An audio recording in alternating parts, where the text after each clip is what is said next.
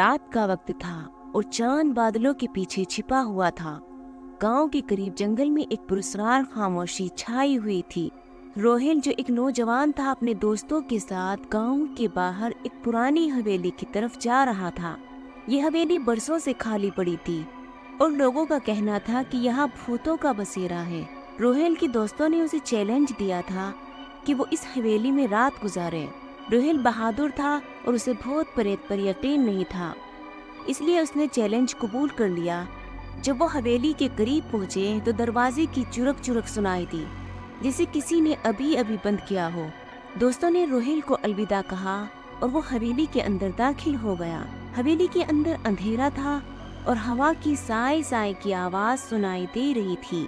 रोहिल ने अपने हाथ में पकड़ी मोमबत्ती जलाई और चारों तरफ देखने लगा।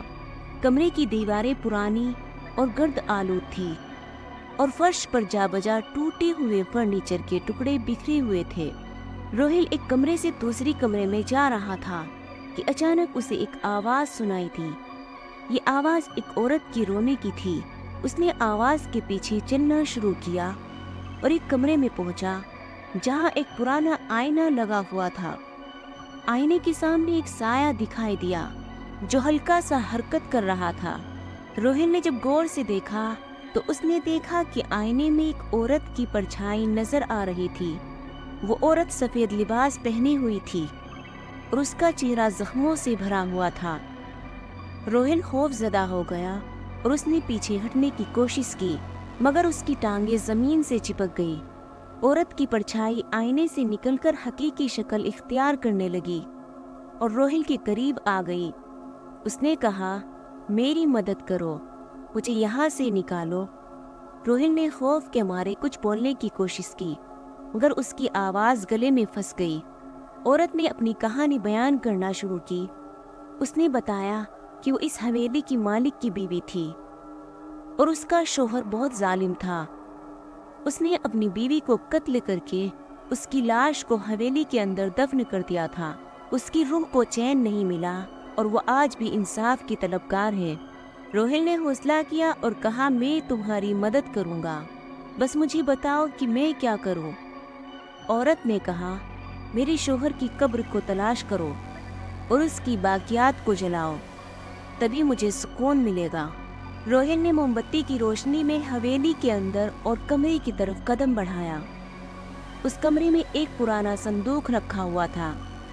संदूक के करीब पहुंचते ही उसने एक बदबू महसूस की। रोहिल ने संदूक खोला तो उसमें से हड्डियां निकल आई।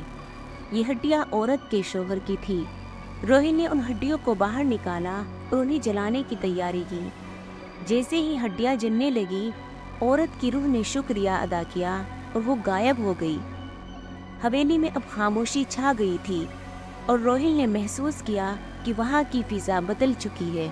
रोहिल ने मोमबत्ती बुझाई और बाहर निकल आया। उसके दोस्त बाहर इंतजार कर रहे थे और उन्होंने रोहिल की बहादुरी की तारीफ की। रोहिल ने उन्हें सारी कहानी सुनाई और कहा कि उसने हवेली की रूह को सुकून पहुंचा दिया है।